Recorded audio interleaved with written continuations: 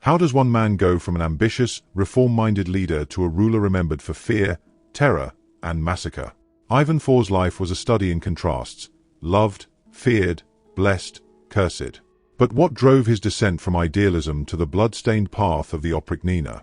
Born into chaos, crowned in triumph, and haunted by grief, Ivan the Terrible would forever change Russia's destiny and identity. In Russian, he's known as Ivan Grozny. The Russian term Grozny doesn't translate directly to terrible as we might interpret it today. Instead, it means something closer to formidable, fearsome, or inspiring. The term evokes a sense of power and intimidation rather than a moral judgment. In Russian history, Ivan Grozny is a name that commands respect and fear alike. Admirers of Ivan may still refer to him as Ivan Grozny, acknowledging the potent force he embodied, a ruler whose very name could inspire reverence or terror. Ivan was born on August 25, 1530, in Kolomenskoye, near Moscow. From the start, his life was marked by loss and isolation. At just 3, he lost his father, Vasily III, and became the Grand Prince of Moscow. His mother, Elena Glinskaya, assumed the regency. But in 1538, she died suddenly under suspicious circumstances. This left Ivan, still just a boy, at the mercy of Russia's powerful boyars, who were locked in a ruthless power struggle for control. He was used as a pawn and grew up surrounded by treachery. Ivan would later write, "In the palace, I saw nothing but pride, contempt, and the threat of death." It's hard to imagine what this environment was like for a child, a place filled with cold stares, hushed plotting, and whispered threats. Some historians believe that this formative experience planted seeds of mistrust and darkness in Ivan's soul, transforming an innocent child into a ruler of unmatched cruelty. When he finally assumed his title on January 16, 1547, at just 16 years old, Ivan made history as the first Russian ruler crowned Tsar of all Russia. This new title, with its imperial weight, likened Ivan to the Caesars of Rome and elevated him as a divinely appointed leader. He was Russia's first Tsar, a figure of absolute authority and power. And for a time, he was revered, even loved, by his people. Yet one can only wonder, was the darkness within him waiting to resurface? One of his most celebrated victories came in 1552, with the conquest of Kazan. Ivan's forces besieged the fortress for weeks, their cannons tearing at the city walls. When the walls finally crumbled, the air was thick with smoke and the smell of scorched earth. As Ivan's men flooded into Kazan, they left a trail of blood. But to Moscow, this victory marked a turning point. Russia's influence was expanding, and Ivan was hailed as a hero.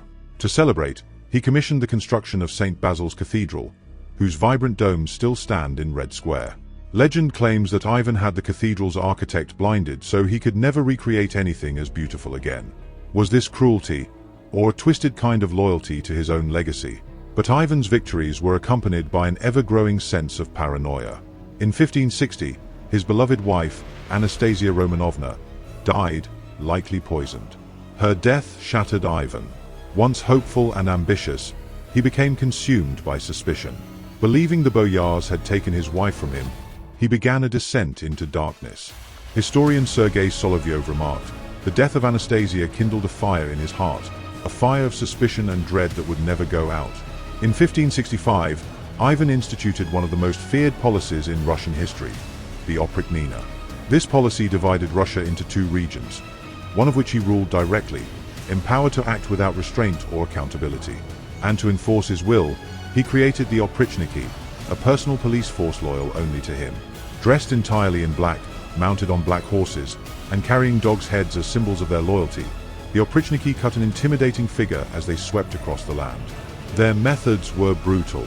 The Oprichniki stormed villages, hunting down anyone suspected of disloyalty. Their reign of terror left rivers of blood and charred villages in their wake. Contemporary accounts describe the terror these men inspired. One observer wrote, "Their laughter was the laughter of wolves, their hands dripping with the blood of their own people."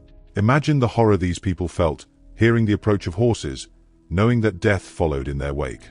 And as for Ivan, it said he took satisfaction in knowing that fear had become his ally, a tool of ultimate control. In 1570, Ivan ordered one of his most infamous acts, the Massacre of Novgorod. Paranoia convinced him that the people of Novgorod were plotting against him, and he responded with terrifying brutality. The Oprichniki marched on the city, torturing and executing thousands. The sounds of agony filled the streets, and the rivers ran red. Chroniclers described the event as a city bleeding out under the weight of its tsar's wrath. As one eyewitness recounted, there was no corner untouched by blood, no face left unmarked by fear. But was this the action of a ruler protecting his throne, or a tyrant driven mad by suspicion? Could it be that his years of isolation and betrayal had finally corrupted him beyond repair? Or was the darkness always there, lurking beneath the surface? Ivan's obsession with control and his violent paranoia would haunt his personal life, too. In 1581, during a violent argument, Ivan struck and killed his own son and heir, Ivan Ivanovich, leaving him without a clear successor. To this day, some debate whether it was a tragic accident or the ultimate display of his unchecked fury. After Ivan Ivanovich's death, Ivan the Terrible reportedly sank into a deep depression, haunted by visions and dreams of blood. Yet even as he unraveled, Ivan remained Russia's Tsar until March 18, 1584, when he died suddenly during a game of chess. Modern scientists later examined his remains and found high levels of mercury, likely from treatments he used. Some theorized that mercury poisoning might have worsened his paranoia and violence. But this scientific detail only adds another layer to the question. Was Ivan's descent inevitable, or did the pressures of his life drive him to madness? And so, we're left to grapple with the question we began with. Was Ivan the Terrible's descent into cruelty an inevitable result of his violent childhood and the corrupting weight of power? Or were the seeds of darkness within him all along, waiting for the right circumstances to take root? If we look at the evidence, it's hard to separate these influences. Ivan was born into a palace of betrayal, molded by the terror and mistrust that surrounded him. The isolation he endured as a child left a void, one he filled with power, yet this power, once absolute, took on a life of its own. Ivan's ruthlessness may have been stoked by loss and suspicion, but the way he wielded it, calculating, relentless, suggests that perhaps this darkness was always part of him. As Ivan's reign drew to a close, his actions left a deep scar across Russia. His legacy was one of expansion, reform, and terror. The boy who grew up surrounded by treachery had become a man who ruled with fear. And as he aged, it said he began to feel the weight of his own ruthlessness. They say in his final years, Ivan was haunted by visions. In his dreams, he returned to the blood-soaked lanes of Novgorod, where the cries of the people echoed through empty streets. He saw the faces of those the Oprichniki had tortured, the men and women who had suffered at his command. He could hear the laughter of his black-clad riders, their laughter like wolves, some chroniclers said. In these dreams, Ivan was both ruler and captive, a man surrounded by the ghosts of those he had wronged. In the end, Ivan's story reminds us of the dangers of absolute power and the profound impact of a broken childhood. Perhaps no amount of power can cure certain wounds. And maybe, as we look back on Ivan the Terrible, it's a reminder that those who lead with fear often live their final days alone, haunted by the very terror they sought to inspire. What do you think? Share your thoughts in the comments. Was Ivan Grozny shaped by his world, or did his actions come from a darkness within? If you're captivated by the rise and fall of leaders like Ivan the Terrible and want to explore more untold stories of history, remember to like this video, subscribe to War and Wisdom in History, and hit the notification bell to stay updated on our next chapter.